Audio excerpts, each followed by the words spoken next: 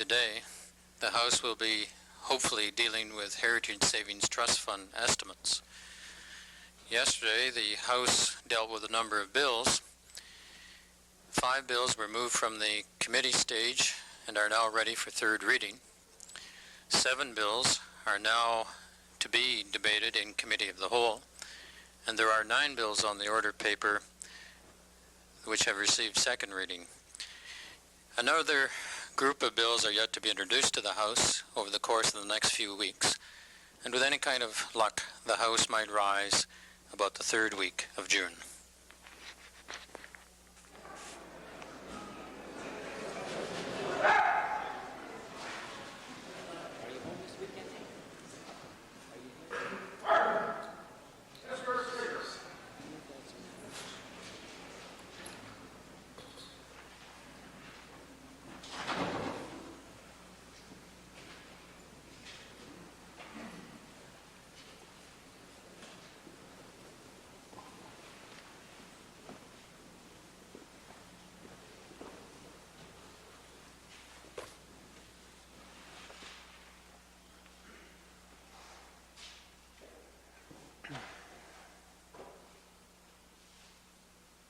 Let us pray.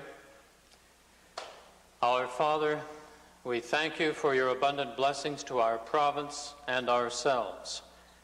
We ask you to ensure to us your guidance and the will to follow it. Amen.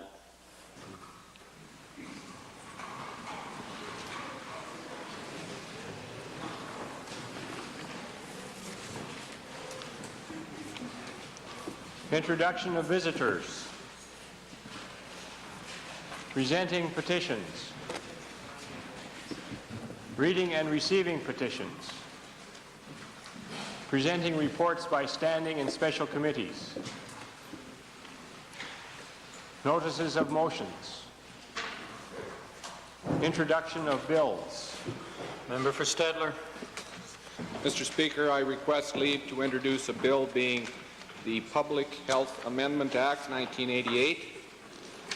The purpose of the Act, Mr. Speaker, is to bring in several amendments to facilitate public health operations and maintain the high standards within the province.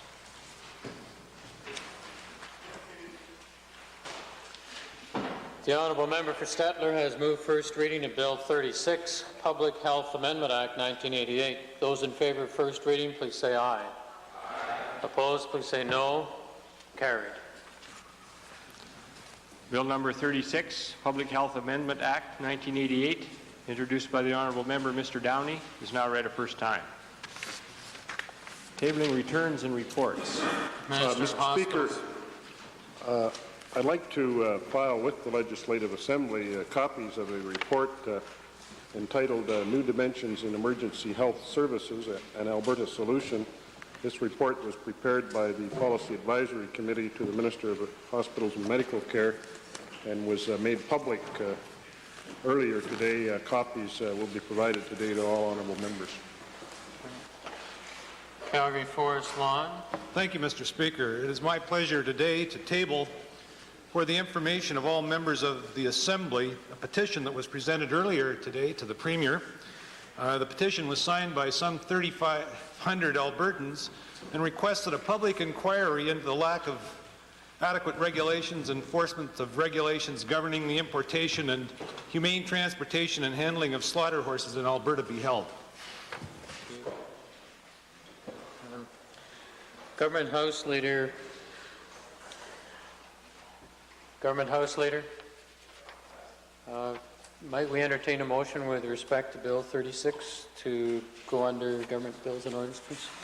My apologies, Mr. Speaker. Indeed, it's my pleasure to move that Bill number 36, the Public Health Amendment Act 1988, be placed under Government Bills and Orders for second reading. Those in favour, please say aye. Aye. Opposed, please say no. Carried.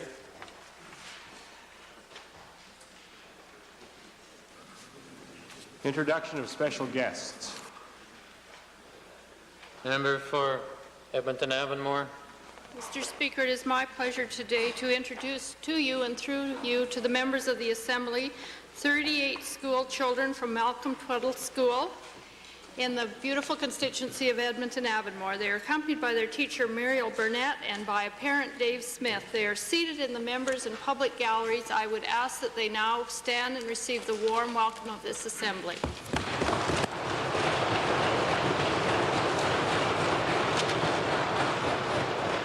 Anoka Rimby. Mr. Speaker, today I'm pleased to be able to introduce to you and through you to members of the Assembly 126 grade 6 students from the Ponoka Elementary School.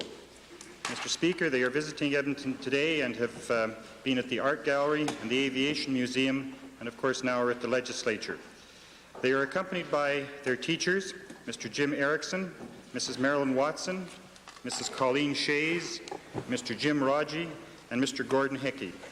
They are seated in the members and public gallery. Mr. Speaker, I would ask that they now stand and receive the traditional warm welcome of the House.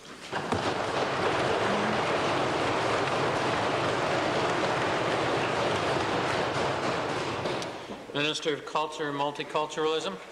Mr. Speaker, I'm very pleased today to introduce to you and through you to the members of the Assembly Dr. Karani, President of His Highness Prince Aga Khan Shia Amimi, Ismaili Council of Edmonton, and Mr. Anil Mawani, Secretary. One of the attributes, Mr. Speaker, of the Ismaili community is their willingness to share their culture and to introduce members of other cultures to their organization. They are seated in the members' gallery. I would ask they would rise and receive the warm welcome of the Assembly.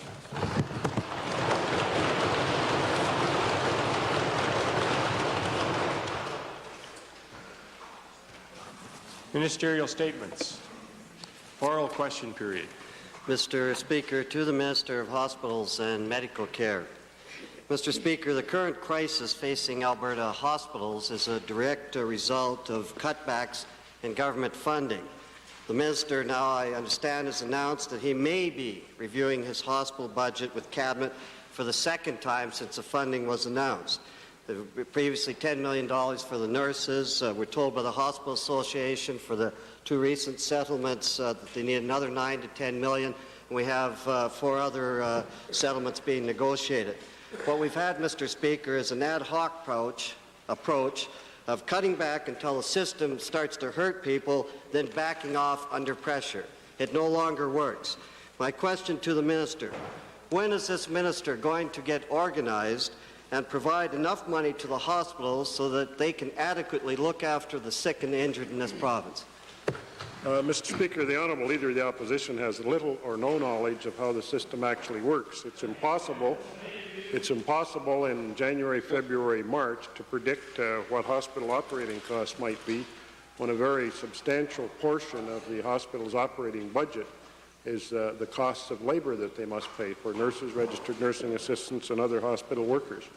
What I have consistently said for the past several weeks is that we want to see a situation where hospitals have enough funding so that they can continue to operate the full complement of beds that they're operating with today, and that they will not have to reduce any services.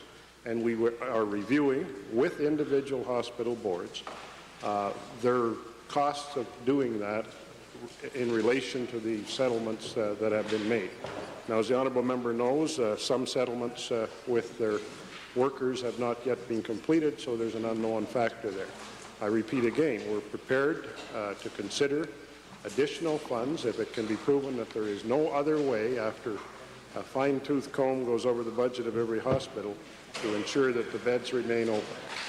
Mr. Speaker, for the Minister to say that they're not vastly underfunded, there was a 3% cut last time, and people were telling him what was going to happen if he was listening, Mr. Right. Speaker. And now the Minister suggests that hospitals, I believe, must now sharpen their pencils and tell them what their costs will be so that they can fund them. And my question is to the Minister, doesn't he realize that's exactly what they've been telling him for over a year now? That's why they were forced to cut hundreds of beds last year. Well, Mr. Speaker, there's still ways in which costs can be saved. I recall in this legislature not many days ago answering questions about the number of registered nursing assistants that are employed in our hospital system, and I indicated that I thought that if the Royal Alec Hospital could employ 20% registered nursing assistants, so could most every other hospital. There are some who are employing almost 100% registered nurses. Surely that's one way over a period of time in which they could reduce their operating costs. There may be other ways as well. We're examining all of those, and we need to examine them all if we're going to be responsible with the taxpayers' dollars. Mr. Speaker, you're not being responsible with the taxpayers' dollar, and that's what the taxpayers are saying, Mr. Speaker. That's why we're in such disarray. And my question is, instead of blaming the healthcare workers, why doesn't the government stop playing political games and blaming one group and saying there should be more of this and start adequately funding the healthcare system? This is what Albertans want. The only one that's in disarray, Mr. Speaker, is the Leader of the Opposition. He doesn't seem to understand you just can't throw money at the system and say, here, spend it wherever you like. You have to have some control over the kinds of expenditures that are made in the system. And last year, sure, there was some pain, some reduction in bed numbers, but the system managed on 3% less money with about a 5% inflationary figure. That was proof, and lots of it, that there was room in the system for improvements. This province funds its hospital system and its health care system better than any province in Canada, bar none. The dollars are there to do a more than adequate job. Now, as I said in the opening question, Mr. Speaker, we're prepared, if it can be proven that the dollars are not there and that there's no way that the hospitals can operate without closing beds, we're prepared to consider additional funding.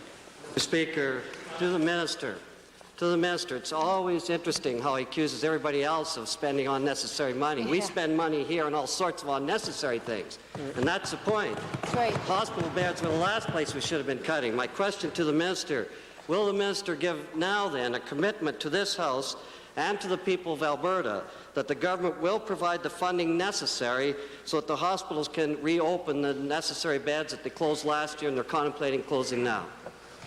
Mr. Speaker, I've indicated that we do have a commitment to ensure that the hospitals will not have to close any beds which are presently open or reduce any hospital services. As to whether or not there will be funds to open beds which might have been closed last year, I don't know the answer to that until the hospitals have completed all of their salary negotiations and we've reviewed their budget.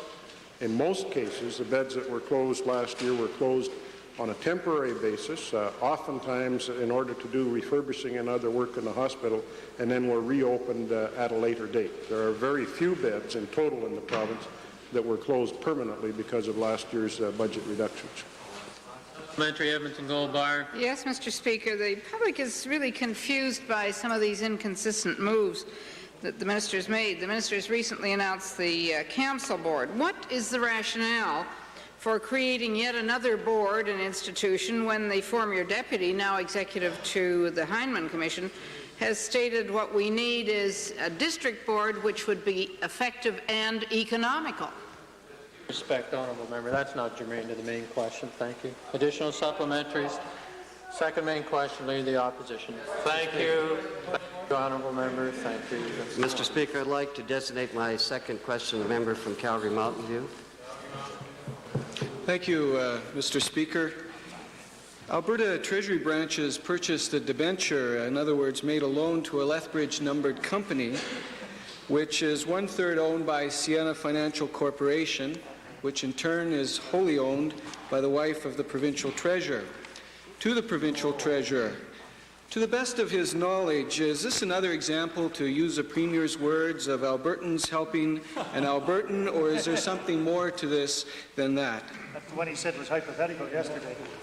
Mr. Speaker, of course, that question is one which is somewhat difficult for me to deal with, in that it deals only with my wife's personal business operations and has, in fact, very little to do with the responsibilities that I may have. And with care, the questions may well be ruled out of order. Mr. Speaker, the provincial treasurer must be well aware of the Legislative Assembly Act, which disqualifies a member if that member's spouse becomes a party to a contract under which the spouse borrows money from a treasury branch. Now, I don't believe that this arrangement constitutes a violation of that act, but it certainly shows poor judgment.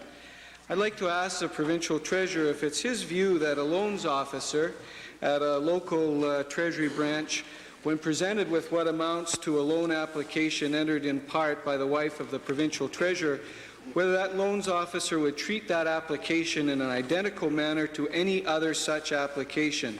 that that application would not receive special attention?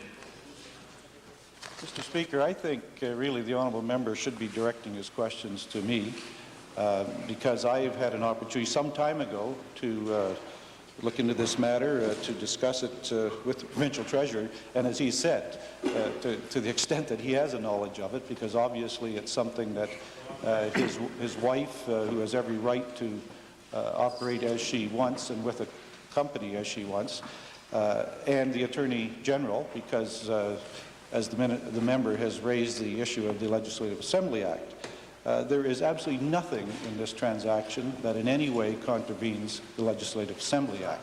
It does not in any way contravene our disclosures. All disclosures were made public by the provincial treasurer on this matter, and therefore, Mr. Speaker, this is a matter of an Albertan dealing with other Albertans through companies, developing a small business, and really is not the business of this legislature.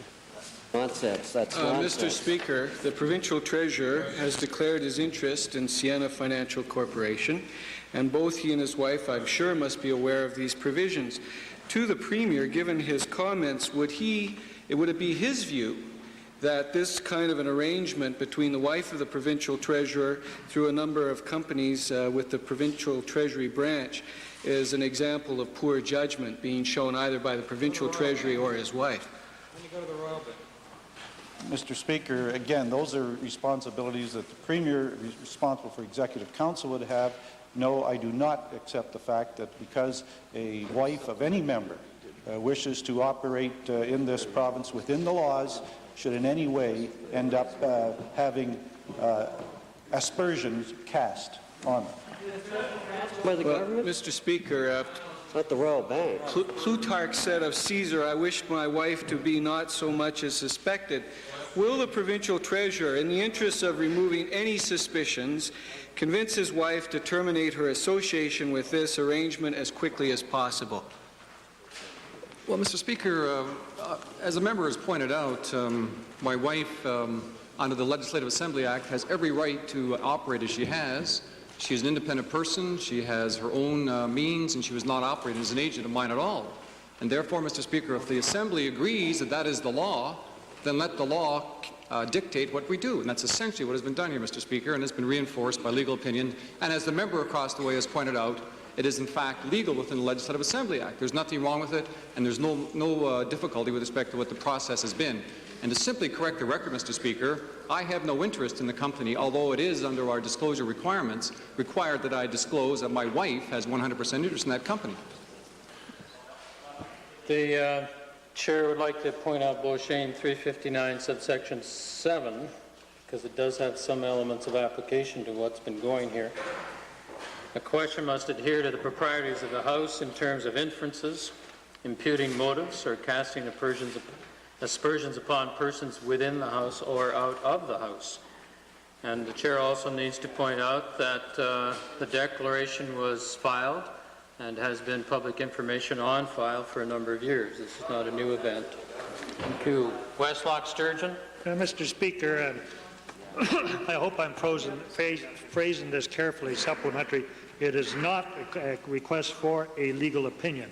It is just to ask the Treasurer whether he has obtained a legal opinion as to whether or not the Legislative Assembly Act of 1984, clauses 28 and 24 were infringed in any way by his spouse borrowing from Treasury branches. Speaker, as I've said before, this is perfectly legal. There's nothing that contravenes the Legislative Assembly Act, and therefore I can say that, yes, it is a legal process. The matter was checked by Parliamentary Counsel.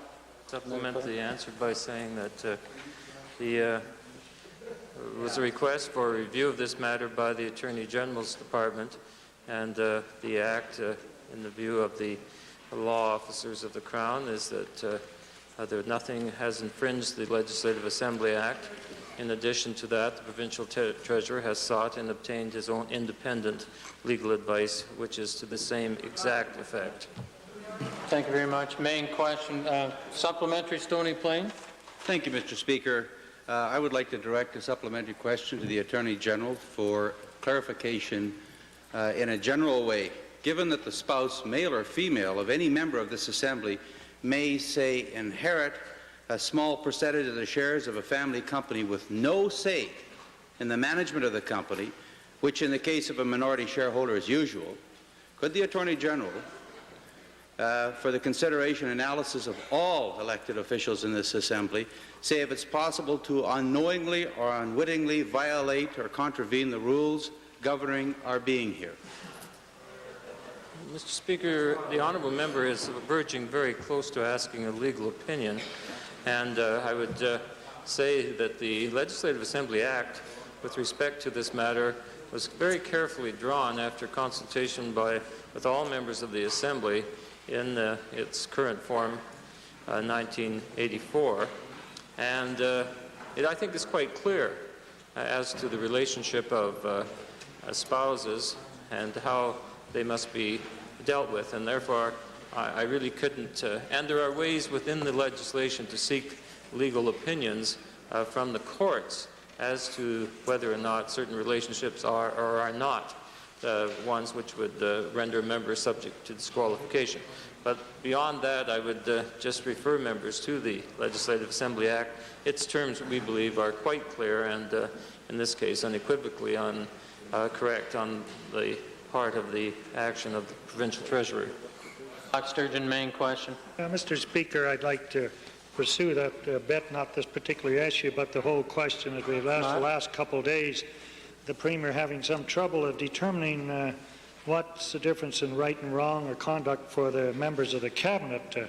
Mr. Speaker, everyone has a code of ethics, written or unwritten, and in view of the many contracts and grants made by his government since 1986, the public are wondering what his unwritten code is. For example, would he accept the position of the BC government, for instance, when the leader of the official opposition also has to give approval before any gifts of free travel are allowed? Well, it's interesting. Yesterday, Mr. Speaker, the Honourable Leader of the Liberal Party tried to introduce some British Columbia matters into our House, and frankly, I told them then, I say again now, our responsibilities are here in Alberta. Mr. Speaker, I'm surprised. I thought Van der Sam's statue was in his lobby there. But would he assure the public, then, Mr. Speaker, that that no minister of this government has or will ever receive his permission to accept a gift or favor from someone doing business with this government? Mr. Speaker, all of these matters are a matter of judgment. It may well be that, as the Honourable one of the Honourable Ministers said yesterday, somebody offers you a ride in a taxi somewhere, you might go or you might not. Though I think the Honourable Leader of the Liberal Party is groping about trying to cast some aspersions here, and frankly there aren't any to be cast. Mr. Speaker, we've established what they are. I'm just trying to find out what the price is. To the Premier, then, is he not aware, then, that even his federal cousins, after I don't know how many ministerial scandals, found it necessary to come out with a tougher conflict of interest guidelines? Is he aware that even the federal Tories are coming up with one? Mr. Speaker, the Honourable Member is missing a very important point, that the legislature has taken a great deal of time, and all members who are here participate in a total review of the Legislative Assembly Act. It could well be called the Conflict of Interest Act, but that piece of legislation was in fact considered in great detail under the former Attorney General, the Honourable Neil Crawford. It passed through this legislature, supported by the House, and it now is the law dealing with members' responsibilities.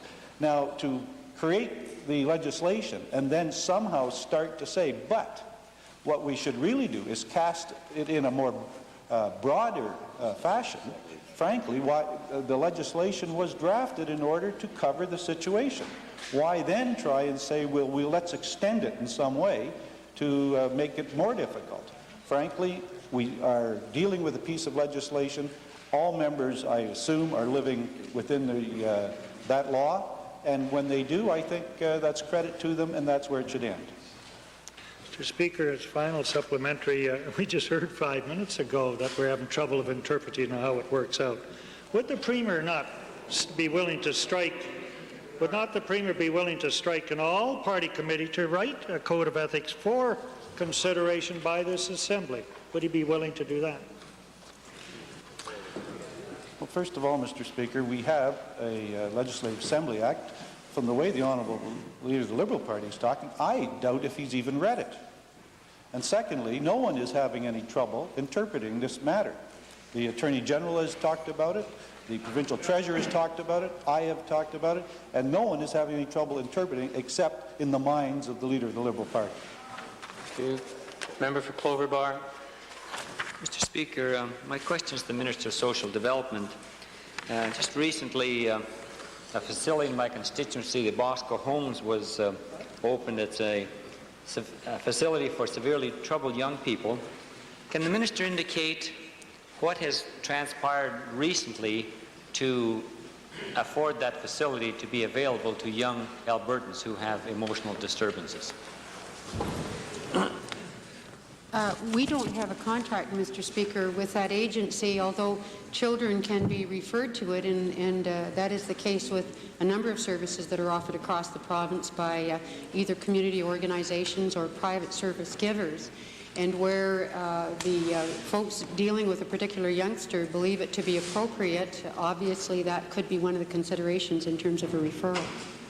Mr. Speaker, has the Minister, or will the Minister, be meeting with the organization or a group that's looking after the facility within the next while to see if their differences can be reconciled, that this facility can be used by the department? Mr. Speaker, I have met with the principal in terms of the founding gentleman and presently the priest that's responsible for the particular institution that we're talking about, and I believe that our differences are rectified. Unfortunately, that does not mean that the Department of Social Services is able to guarantee the viability of any particular institution in this province. Mr. Speaker, in light of the fact that the facility is able to look after, accommodate at least 21 youngsters, and there are only 3 people, as far as I know, that are using the facility, is the Minister in a position to indicate to this Assembly and the people of this province that as many troubled youngsters as we have, that there is not a need for a facility and there are not people in the Minister's department or youngsters in the department that need these facilities? Mr. Speaker, I think it would probably always be a fact that some people would say there was a need, and certainly in terms of the ups and downs that we have with respect to caseload, that there potentially could be a waiting list of youngsters requiring a service. However, as with all departments, we must try to do some reasonable planning in order that a budget can be maintained. And with that in mind, the regional office in Edmonton some 2 years ago began a major planning strategy and produced a document called Planning Children's Services in the 1980s. And it is with respect to the very Edmonton region that the honourable member mentions. I think it's important to note, Mr. Speaker, that there are facilities such as this right across the province of Alberta, and from time to time other regions will refer children to a specific facility if they believe it to be appropriate. But at the time when this same organization planned to deliver services, and there are others who require services besides those a part of the Department of Social Services, we closed some 58 institutional beds in the Edmonton region, Mr. Speaker, in order to accommodate the very special planning for children to be served in their homes with parents and cut down on the amount of institutional care. In other words, we do not want to, unless it is absolutely impossible to do anything else, to remove youngsters from their homes. Mr. Speaker, I don't think anyone could ever accuse me of having a suspicious mind. But Madam Minister, surely there seems to be some undercurrent of some problem here between the Minister's department and this facility. Can the Minister indicate to us, or is she aware of some reason why this facility that is so close to a major centre, that the department cannot make use of this facility? What is the hang-up? Well, Mr. Speaker, I'm sorry the honourable member doesn't seem to understand, and I'll try to give an answer with a different approach. The Edmonton region has planned for the institutional beds that they believe that on average are needed to serve this region. And that is the case right across the province, though it does not mean that any particular region confines their looking after children to that region. It may be that they leave the region. And in this case, Mr. Speaker, 58 institutional beds were closed, which I hope will indicate to the honourable member that we're trying very hard to take a different direction and commit more resources to children in their homes. Supplementary, Edmonton Goldbar, followed by Edmonton Calder. Mr. Speaker, Social Services Departmental personnel participated in the planning and the development, along with AMHC, of this, the Bosco Ranch. Under those circumstances, Mr. Speaker, seems inconceivable that we allowed that to happen and we're not using it. Will the minister tell the House how many children in social services care have in fact been placed in the Bosco Ranch, and what is your intention in regard to them? Mr. Speaker, the honourable member for Edmonton Goldbar is completely wrong in the preface to her question. We did not participate in the planning and development of this facility. We are responsible for licensing all facilities. We do not guarantee their viability. We only license them. And, Mr. Speaker, where need is shown, then certainly a child could be referred to that facility. But we first have a commitment to the facilities that have been a part of the regional plan, and those are the facilities that will be used first. Edmonton Calder. Supplementary to the minister. In view of the fact that the government did fund the construction of Bosco homes through various departments, why was there no coordination between the Department of Social Services and other departments before funding of the construction was granted? Mr. Speaker, I understand that they have a mortgage which is not controlled by the Department of Social Services in any way, shape, or form, and it wouldn't be our role to step in and say this facility should not operate. Surely, if there is need out there that go beyond the children who are mandated to be served by the Department of Social Services, the public should have access to such a facility if it is warranted. Member for Calgary Fish Creek, followed by Edmonton Highlands, Edmonton Meadowlark. Mr. Speaker, my question this afternoon is directed to the Premier and possibly to the Minister of Community and Occupational Health. Notwithstanding the excellent work being done by ADAC with young Albertans dependent on drugs or alcohol, a growing number of our constituents have expressed concern about the inadequacy of our treatment programs for their tragically dependent teenage children. Can the Premier give the House any assurance that some action will be taken to help these young Albertans and their families?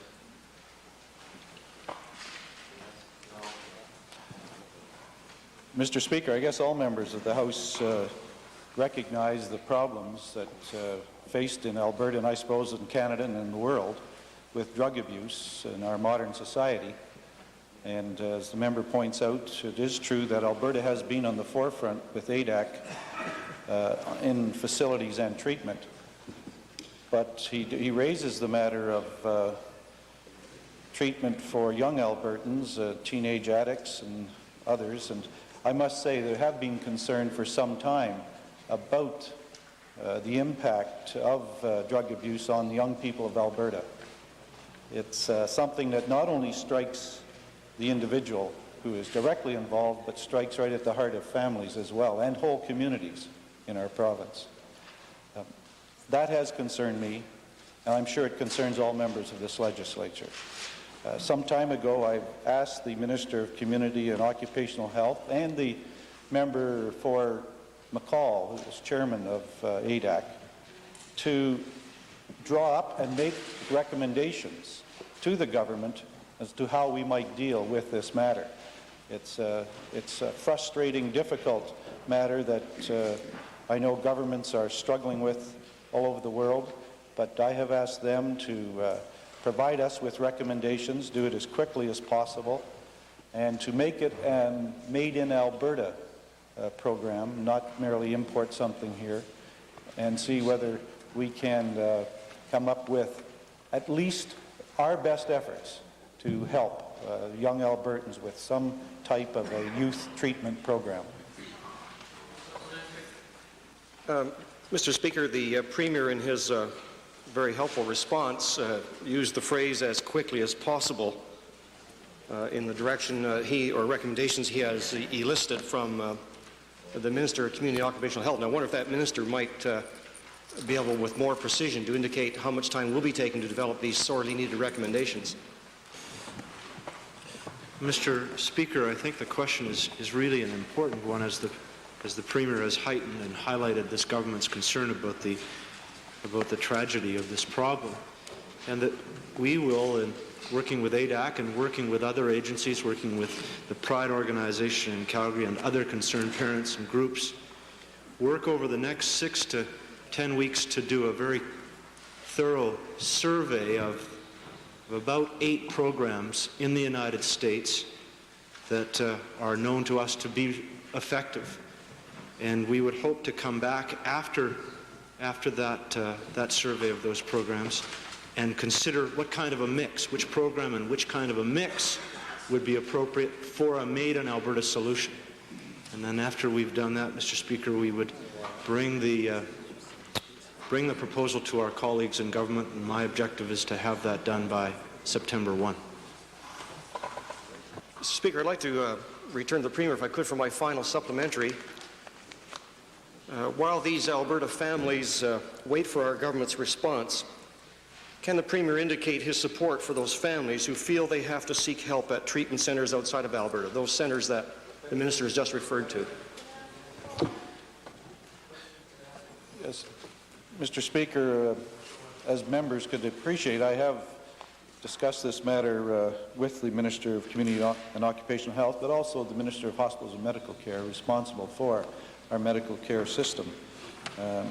And it is a problem because we much prefer to expend our resources here and treat people here in Alberta with a Made in Alberta program, rather than, Mr. Speaker, if we build in a program of sending Albertans away out of the province where the facilities will be built rather than here and not be an Alberta program. Therefore, our preference is that we treat Albertans here in Alberta. Now, important is to assess what is being done first, and having found out what is being done, what works. Probably even more important is what works. And then what additional can we try to build into a program. Those are the difficult matters we're currently assessing, and I hope that Albertans will be patient with us on an issue that is frustrating governments everywhere. But we are committed to a program for the treatment of youths, the treatment of teenage addicts in Alberta. We are committed to doing everything we possibly can to help our families and communities deal with what is a pretty vicious problem. Mr. Speaker, in last week's American Time magazine, there was an eye-opening article on the dangers of crack. 10-year-old, 12-year-old children are pushing it, acting as lookouts. The honourable member from Calgary, McCall, or the Minister of Social or of Community Health, can either of the honourable members indicate to the Assembly if we have a major problem or we have a threatened major problem of the usage of crack in this province?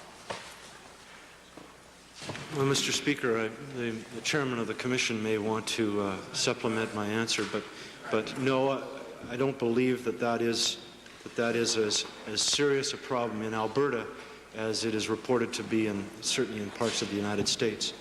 But I simply want to underscore that the treatment program, the program that we hopefully will come up with, will address the seriousness of that problem as well, and that any program that we put together has got to look at a remedy that will help kids to overcome any kind of dependency of that kind. I want to underscore, though, Mr. Speaker, that we have in the province today some very good programs that help the majority of our young Albertans with their dependencies.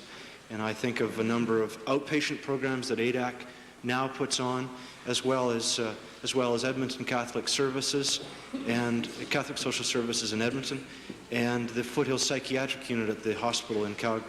Both of those are excellent treatment programs that need to be supplemented by another Made in Alberta solution.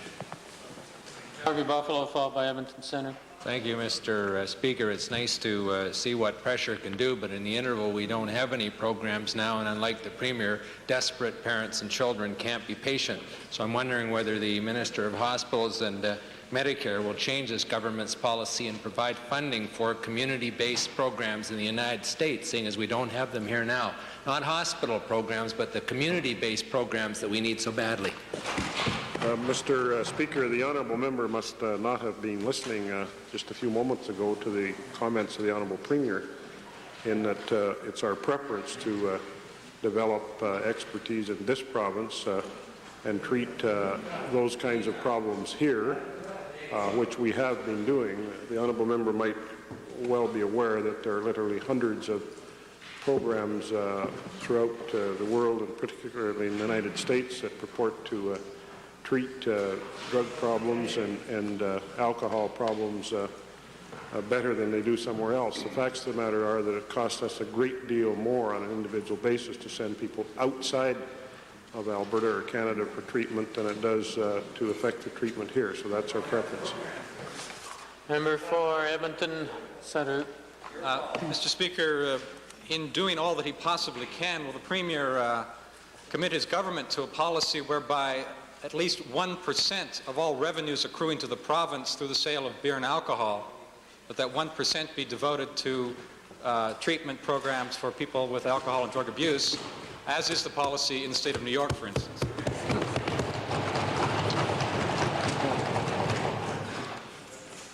Well, Mr. Speaker, I think that's a relatively simplistic way to deal with the funding of something that is so important.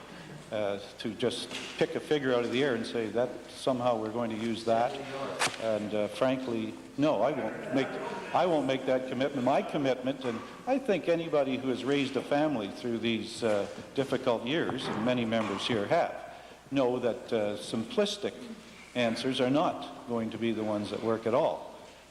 This is going to be something that has to be tackled with a great deal of care, concern, attention, sympathetic and sensitive dealing with this matter, and we will do whatever we possibly can, and we won't tie it to some ad hoc percentage of funding.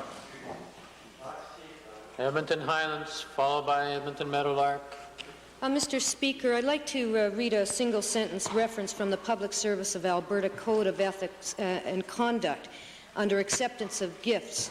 An employee shall not accept a gift, favor, or service from any individual, organization, or corporation other than the normal exchange of gifts between friends, the normal exchange of hospitality between persons doing business together, tokens exchanged as part of protocol, or the normal presentation of gifts to persons participating in public functions.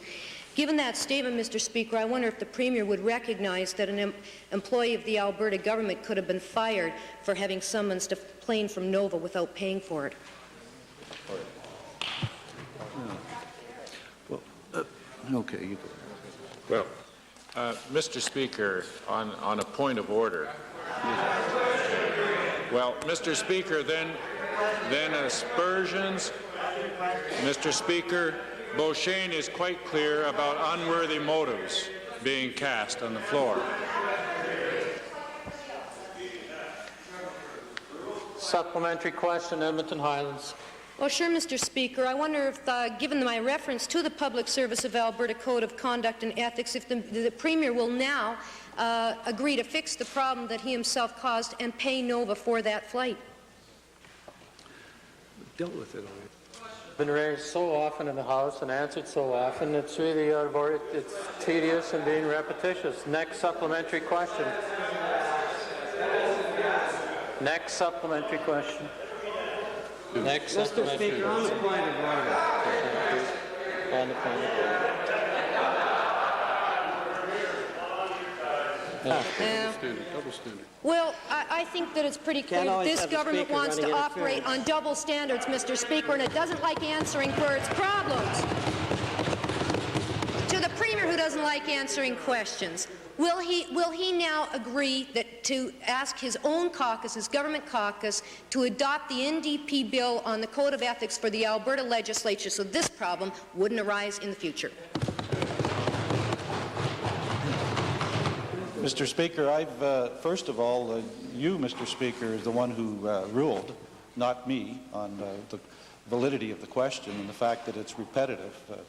I wasn't ruling on it. You did. If the honourable member has some kind of complaint, it's with you, sir, not with me, because I've answered the question many times.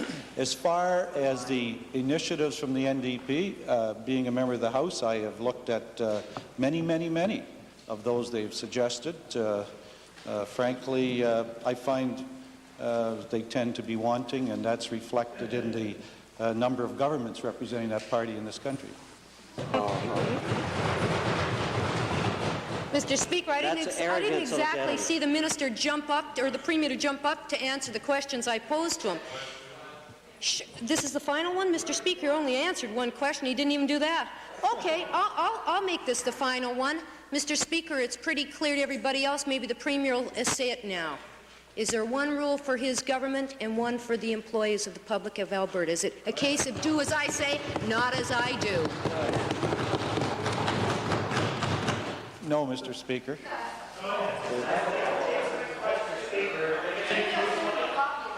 This is supplemental, very simple.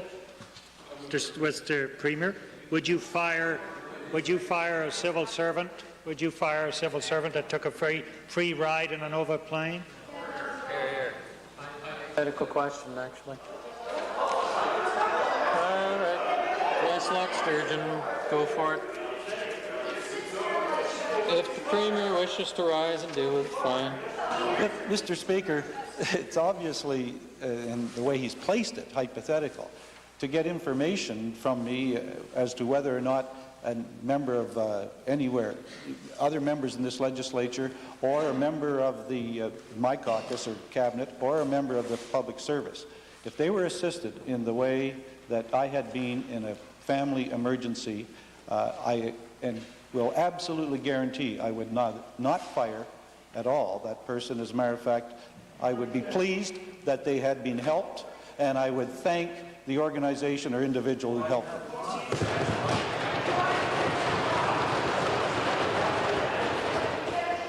Edmonton Meadowlark.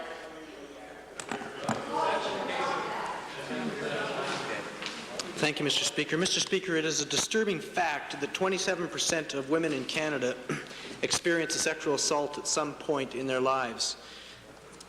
Of these assaults, it is estimated that only 39% are actually reported to the police, and even fewer result in convictions because of society's attitudes and, in some cases, the circumstances of the event.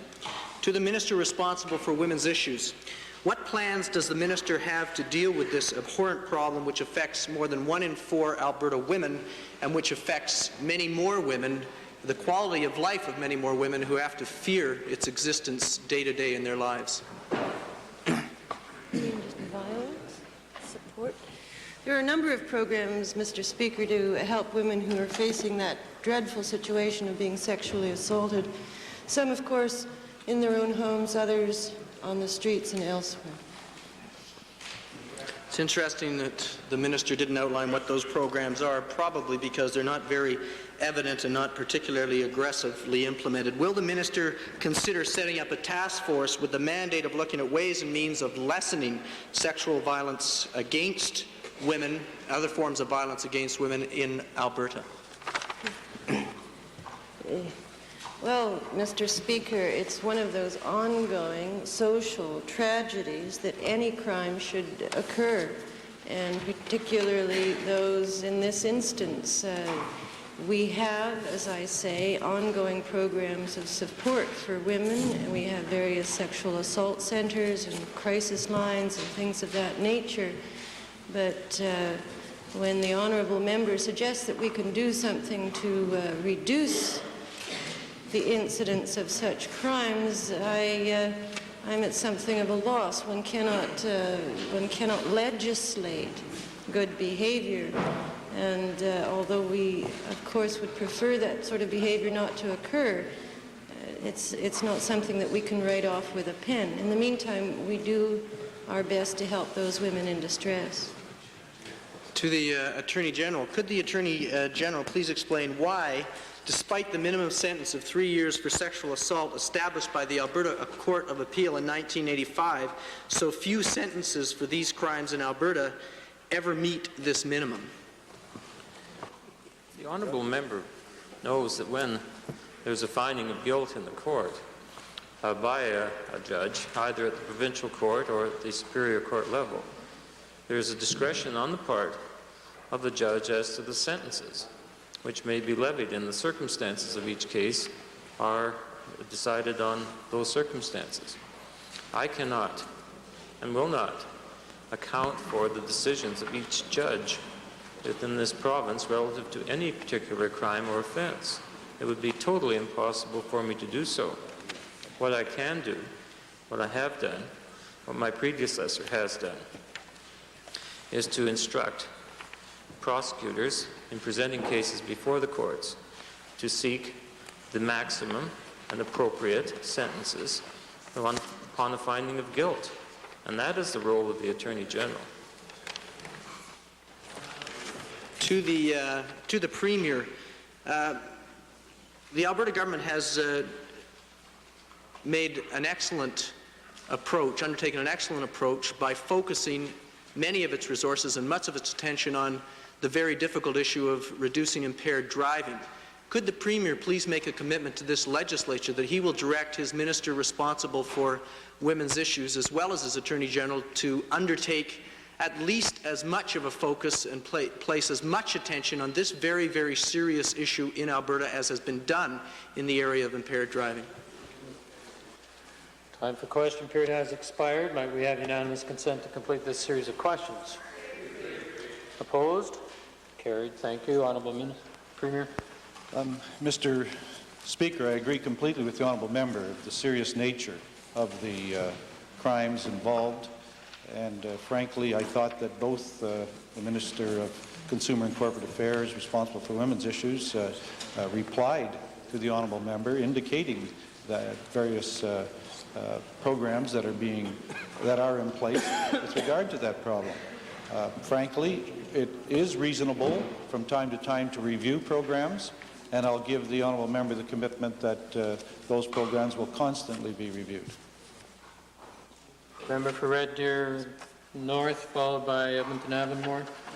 Thank you, Mr. Speaker. Supplementary to the Minister of Social Services, can the Minister tell us, in light of a recent survey of 11,000 wife abuse incidents, which showed that 1 in 18 separated women are assaulted, whereas only 1 in 500 married women are assaulted, does the Minister instruct or have instructions available to her social workers which would allow for special care and attention, maybe in the area of counseling, especially with the high-risk group of separated women? Mr. Speaker, I'm pleased also to respond to some very important questions raised by the honourable member.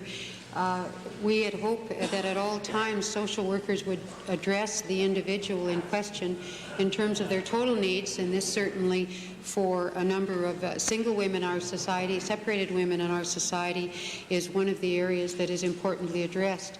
As well, the Department of Social Services has a special unit that addresses family violence.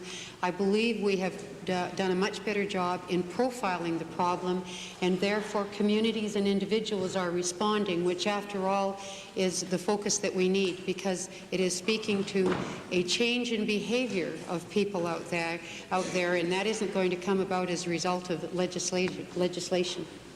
Edmonton Avonmore. Mr. Speaker, we not only need a change in behavior, we need a change in attitudes of not only the people out there, but judges in regard to both sexual assault and wife assault. I would ask the Attorney General if he would undertake an intense training program with judges that would give them contact with people who have worked with victims of both wife assault and sexual violence, so they become sensitive to the dynamic and the trauma of both these very serious crimes. Mr. Speaker, I can assure the members of this Assembly that I will not undertake an instruction course for judges on any matters. There's a judicial independence in this country which is seriously protected by the courts themselves. But I will do this and have done it in the past. I have discussed, as I am required to do, each year by law, to undertake a meeting with the justices of the Court of Appeal, and I meet on a regular basis with the Chief Provincial Judge and the Chief Justice of the Court of Queen's Bench. And it's certainly under those circumstances that I urge at every opportunity that matters of this nature and all matters that come before the courts be given the most serious attention by the judges. And it is then the responsibility of the Chief Judge or Chief Justices to engage in the instructional programs that are necessary relative to sentencing. I would report as well, for the benefit of honourable members of the Assembly, that there will be this summer in Ottawa a follow-up to last year's very successful conference in London on reform of the criminal law, a special conference on the subject of sentencing. And that will give an opportunity for that interchange of views between elected officials, the bench, and practicing members of the bar to discuss these issues in a forum such as that. That's an appropriate forum, and I will fully support of the efforts being made to organize that sentencing conference, and we will support it as a government, and I intend to participate in it. But I will certainly not undertake an instructional course for judges as Attorney General. That would be quite inappropriate. I appreciate the concern, however, of the honourable member's question, and I will pass on to the appropriate Chief Justices, Chief Judge, the concerns expressed on this matter by the member and are shared by all honourable members of this Assembly. Excuse me. Supplementary Minister of Education, then Cypress Radcliffe. Mr. Speaker, an important part of this government's coordinated response on family violence is something I wish to supplement what the Minister of Social Services and Community Health said, and that is that we have a protocol between that department and my own with respect to ensuring that superintendents know what kinds of processes must be put in place once a detection of family violence or abuse of any kind has been detected. As well, the Department of Education is a member of the Interdepartmental Committee on Family Violence to coordinate the work of our department with other departments of government. And thirdly, that the special education institutional support grants, which are part of the vote in Vote 2 of the Department of Education, are given to those women's shelters where children may be attending school. Okay. Question period has ended. Sorry. Sorry, honourable member, Cypress Radcliffe. One other member from the government got in on the issue. I understand there might be points of order. First, Westlock Sturgeon, then Leader of the Government House. The order is on the question asked by the honourable member for Goldbar. There's a supplementary, and using Beauchesne number 371. The question was quite related to what the minister, what the question was on funding of health care in the hospital system. I think now you have the blues, and you would see that the SUP was asking why then, if we're talking about trying to keep costs down in the hospital system, why then, as the member from Goldbar asked, why was he going ahead with appointing a new board, an extra board that doesn't exist or didn't exist a while back, if he indeed is trying to rationalize and save money. So I feel the question, and now if you've looked at the blues, I would think that maybe, dude, unfortunately, the minister has left. Mr. Speaker. On this particular point of order? Of course, Mr. Speaker. Your involvement in this is? Point of order. I'd like to support the member of the Liberal Party the Leader of the Liberal Party, and his contention on this point of order. I mean, it's obvious, Mr. Speaker, that boards are the conduit through which government funds pass on to hospital services, and that the way in which boards are appointed or elected or how they're developed, whether it's on a particular hospital system or on a regional system, is integral, Mr. Speaker, to the funding system. And to have this very crucial debate that's developed between Dr. McPherson and the Minister is one that is of urgent public importance, and I'd ask that the member have an opportunity to raise that question and have it answered. Thank you. Chair appreciates the comments. The Chair also has a copy of the blues and has gone through them. The first question, as given by the Leader of the Opposition, was indeed with when is the Minister going to get organized and provide enough money to the hospitals so they can adequately look after the sick and injured in the province. The second question is similar, exactly the matter of costs. Third one is also a matter, instead of blaming healthcare workers, why doesn't the government stop playing political games and blaming one group and start adequately funding the healthcare system? So those first three are dealing with the costing all right. The same thing happens with the final supplementary by the Leader of the Opposition. However, when the member for Edmonton Gold Bar, because honourable member from West Loch Sturgeon, we do not have a member for Gold Bar in this House. You know, we keep dropping Edmonton or Calgary from some of the names. But then the supplementary that was introduced by the member for Edmonton Gold Bar was, what is the rationale for creating yet another board and institution when the former deputy, now executive to the Hyman Commission, has stated that what we need is a district board which would be effective and economical. In the opinion of the chair at that moment, that was not directly related to the first four questions, which was specifically with regard to costs. That the supplementary then took us into a more narrow focus with regard to the council board.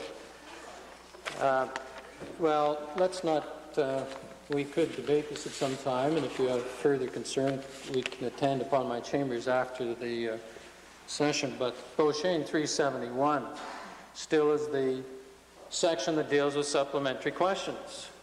And although there may be no debate on an answer, further questions as may be necessary for the elucidation of the answers that have been given within due limits may be addressed to a minister.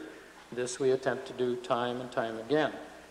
Then it goes on, the extent to which supplementary questions may be asked is in the discretion of the Speaker. And once again, the discretion was used by the Speaker, and perhaps some people agreed with the Speaker and some did not. Nevertheless, the Speaker had to rule, and so the Chair is advised of the complaint, and will try to find more of the wisdom of Solomon for another occasion. Government House Leader? Mr. Speaker, I rise on a point of order, and the point arises from, I believe, the first main question by the Leader of the Liberal Party, the member for West Loch Sturgeon, today. If I understood correctly, and regrettably I don't have and haven't been able to get my hands on the blues, the honourable member stated to this effect: we have established what they are. I'm just trying to determine what their price is, in his series of questions.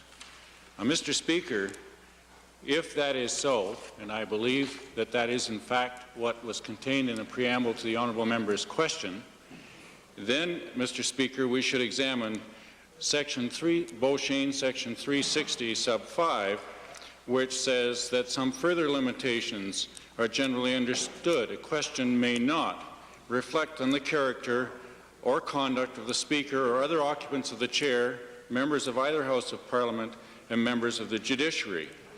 Mr. Speaker, further support and an indication of the concern of parliamentarians about this kind of imputation and slur on members can be found in Section 3597. A question must adhere to the proprieties of the House in terms of inferences, imputing motives, or casting aspersions upon persons within the House or out of it. And, Mr. Speaker, there are still further citations. Section 319, sub 3,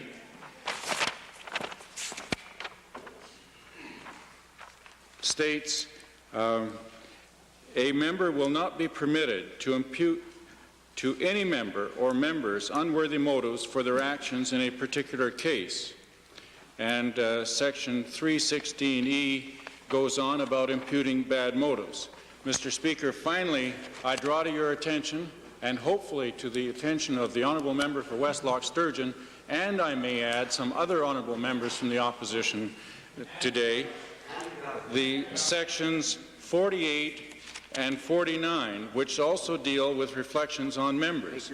Mr. Speaker, I am very disturbed that the kind of imputation that has been arising more and more frequently in this House, and most particularly today, I'm very disturbed about that I believe was contained, although as I say, I do not have the blues for Hansard, by the honourable member for Westlock Sturgeon, and I would hope, Mr. Speaker, that he will do the honourable thing and make right his comments today. Withdraw. Order. I don't know how he'd get to the member from Westlock Sturgeon when he raised the point of order when the member from Edmonton Island was talking about, Mr. Speaker. That's when he talked about the point of order. It wasn't during that time. And it was to run interference. Mr. Speaker, and I have a point of order. If he wants to talk about imputing motives, it happens over there all the time. Every day. You won't have selective vision. Every day. Mr. Speaker, but my point of order is that I have a point of order about ministers trying to influence the Speaker by running interference, deciding which question should be in order and not. Mr. Speaker. The Chair recognizes, Leader of the Opposition, that you haven't finished. The matter is that we're dealing with a point of order that has now been raised by the Government House Leader first, and then the Chair will recognize your point of order. And indeed, the member can bring up a point of order, whatever arose in question period. The member for Westlock Sturgeon, with regard to the comments of the Leader. I must admit I felt like I was blindsided there. I didn't realize the point of order was at me for a bit. But in recalling it, Mr. Speaker, and I would wish to study the blues, but in recalling it, I believe the Premier answered and said something like a taxi ride was okay, but then he'd have to look at something bigger. And I made the comment he's established what he is or what they are. They're just haggling about the price.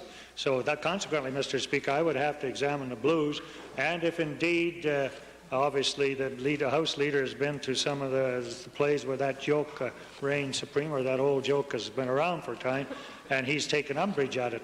I'll have to look at the blues, Mr. Speaker, and see whether or not it indeed imputes that the whole thing, the group has been, in effect, prostitutes, or whether they are indeed what it was a comment on what that the Premier had said. I wish to take that and come back tomorrow with my comments.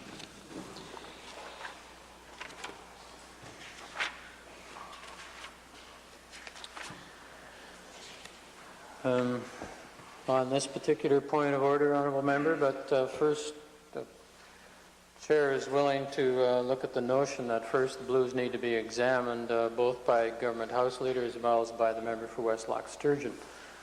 Chair obviously will take under advisement the use of the word that was used by the honourable member for Westlock Sturgeon as being unparliamentary. Calgary Buffalo, briefly to this point of order. Well, I was always under the impression that a point of order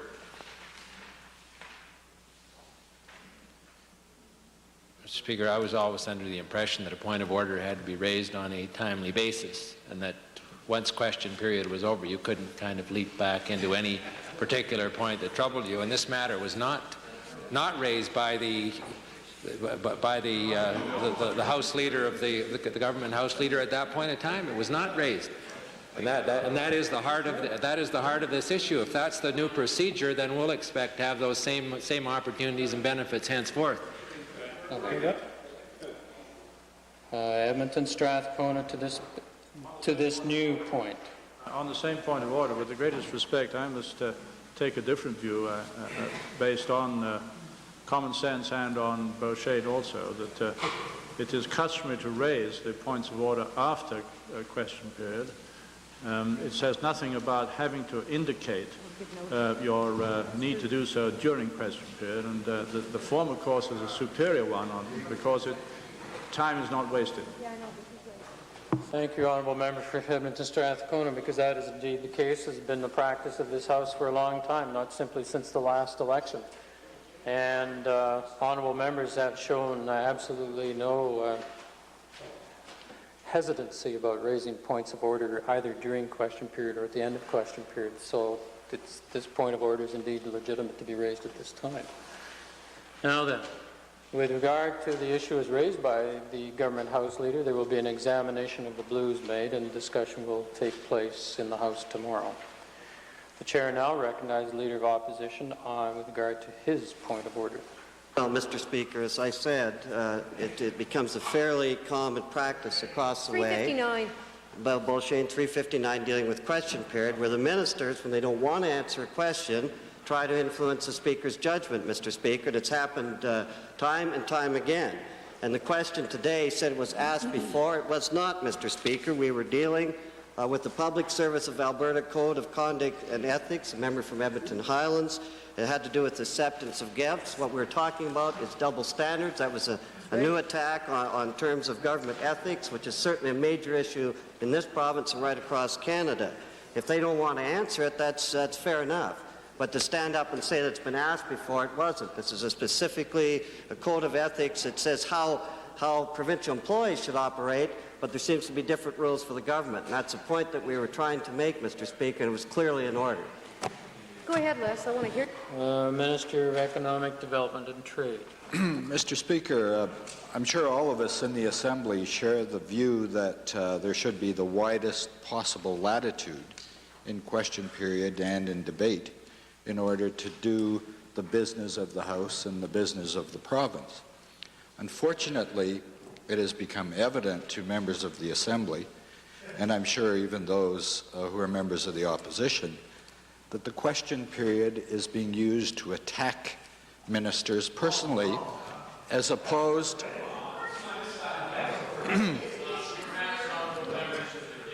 with due respect, as opposed to seeking information, which in my years in the House, my understanding of the purpose of the question period was to perhaps honourable member from Athabasca-Lac-La-Biche could be entertained to enter the debate a bit later, but not during. Thank you. Minister. So, Mr. Speaker, the government members support the latitude of the members of the Assembly to seek information, and also recognize that rules are in place, whether they're the House rules or in Beauchene, that apply to the conduct of question period. And this proclivity toward attacking members, I think, is unfortunate. There is another mechanism, and that is a standing committee of the legislature of privileges and elections, that if the honourable members have a point they'd like to raise that is in keeping with the line of questioning of the member for Westlock Sturgeon or some other members of the House, use the standing committee as opposed to question period. I think it's simply common sense.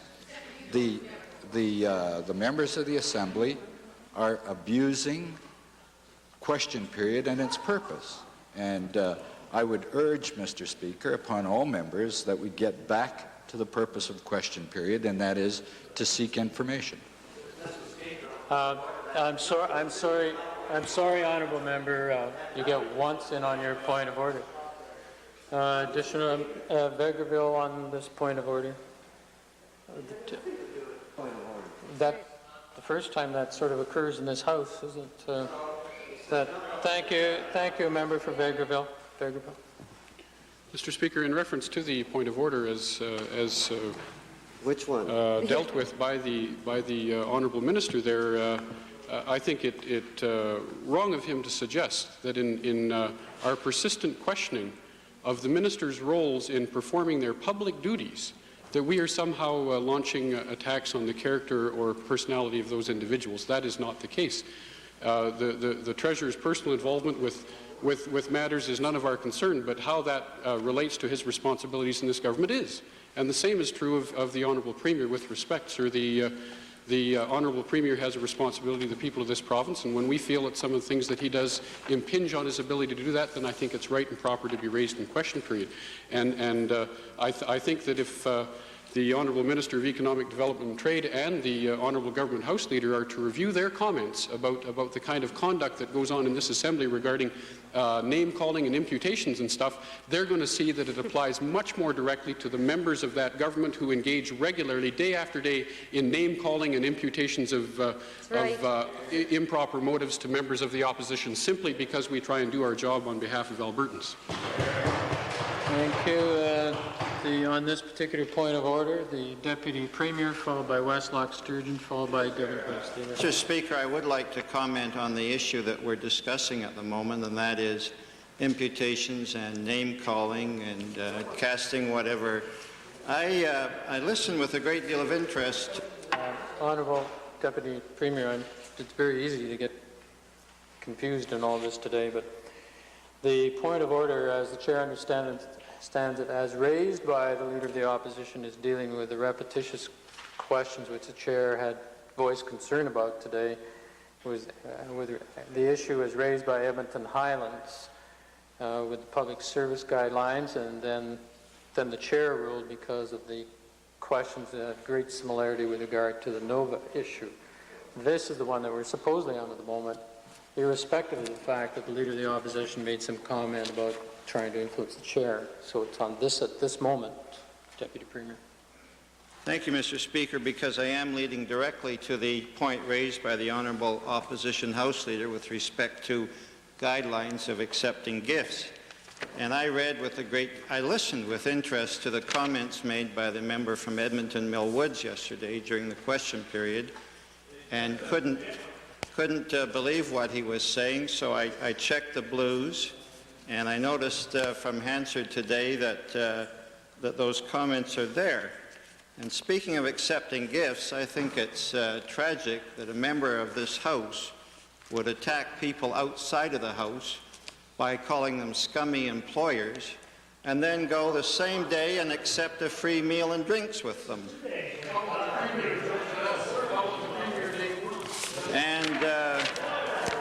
And also refer to those same people as friends of the Premier. So where are the standards, Mr. Speaker? They apply to both sides of the House.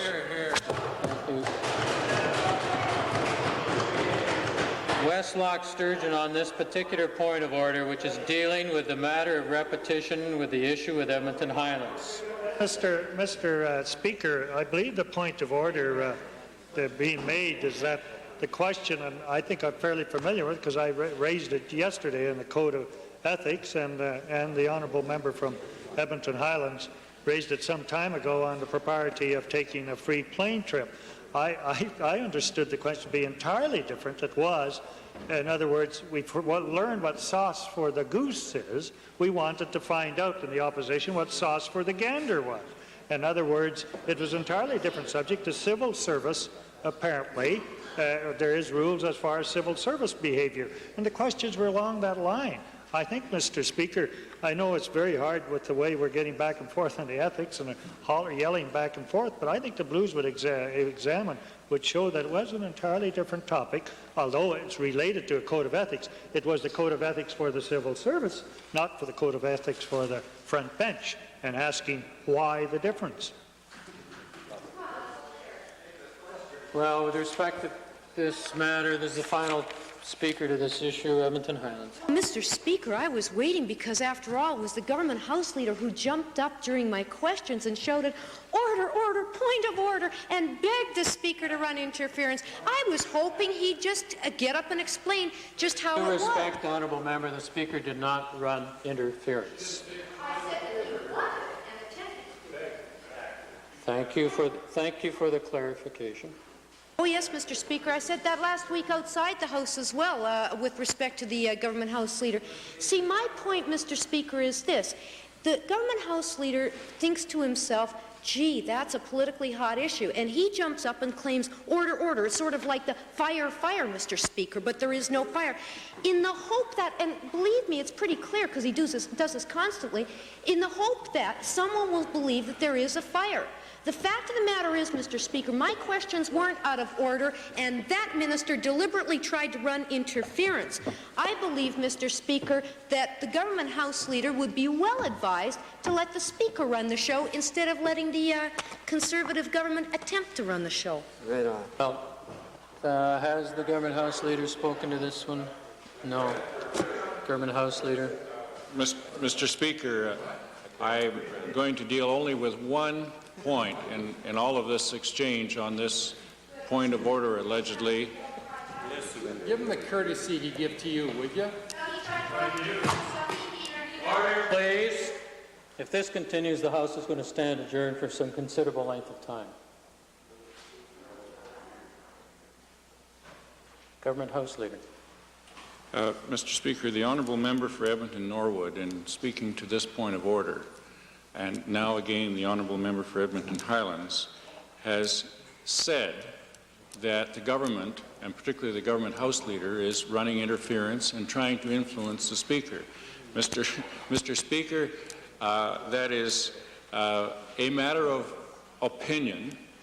Furthermore, and it's only their opinion, and furthermore, it is quite contrary for them under Rule 3597 to make that kind of an imputation. So even in making an alleged point of order, they're making an imputation which is contrary, Mr. Speaker, to the House rules. I think that they're really searching for some kind of limb to hang on to sustain an alleged point of order. No, you may not, honourable member. Order, honourable member. Order. The chair has listened with great care to 1, 2, 3, 4, 5, 6, at least 7 speakers with regard to this point of order, which goes back again to the matter of the questioning as raised by Edmonton Highlands. Not all of the questions were ruled out of order. Especially the first one was leading down a different direction. The chair interfered when the chair thought that a question had arisen with respect to Nova flights, which was basically the same question which has been raised on a number of occasions, not just simply back on April the 11th by the same member, but on other occasions at least by Westlock Sturgeon. The matter of the questions are being quite identical in form in many respects, but in terms of the whole line of questioning, it was not ruled out of order. The chair also wants to point out that the chair at no time feels that it has been influenced by either of the parties in this House, any of the parties in this House with respect to how the chair operates. Let it be manifestly clear that while members of the House may feel that an opposition party or government members are trying to influence the chair, that may be your opinion. It certainly is not the opinion of the chair. The chair has learned to live with the isolation of being the Speaker of the House. And the chair also points out that that the chair understands that it is fair game for any quarter of the House to be influencing the chair, because certainly the attempts have been made on many occasions from all quarters of the House.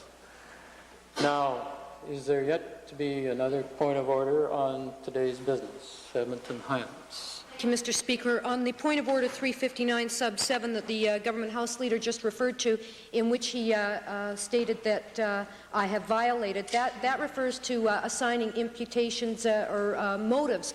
Mr. Speaker, I'd like to clarify for all members in the Assembly that what I was pointing out is a matter of record and a matter of fact. I don't know what motivates that man. I don't know what motivates that government. What I do know is that this government House Leader hopped up, yelled order, order, order during the middle of the questions I was asking, and then didn't proceed to say what the point of order was at the end of question period, which indicates to me that there was no point of order. And so therefore I believe I'm not in violation of 359 sub 7.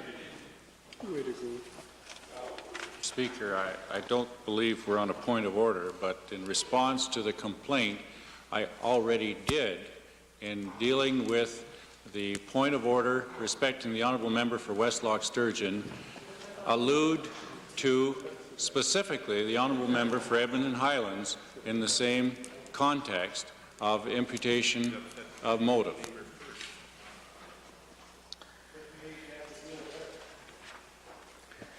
Once again, honourable members, it was discussed earlier in this interesting little session that one can indeed raise a point of order at any time. One can stand up and make a call for a point of order during question period, which would be dealt with at the end of the question period according to Beauchene 369. If the member does not wish to pursue that particular point of order at the end of question period, so be it. That has happened many times, and again from both sides of the House. Then a member may stand and raise point of order at the question period even without having given notice, as so appropriately pointed out by the member for Edmonton Strathcona. Now, with respect to this particular discussion that we are engaged in at the moment, all of us need to look at Beauchene 234, which says in part, a point of order cannot be raised on a point of order. Therefore, praise the Lord, this is not a point of order. Now, surely to goodness, there's no other reason for having to go through this business.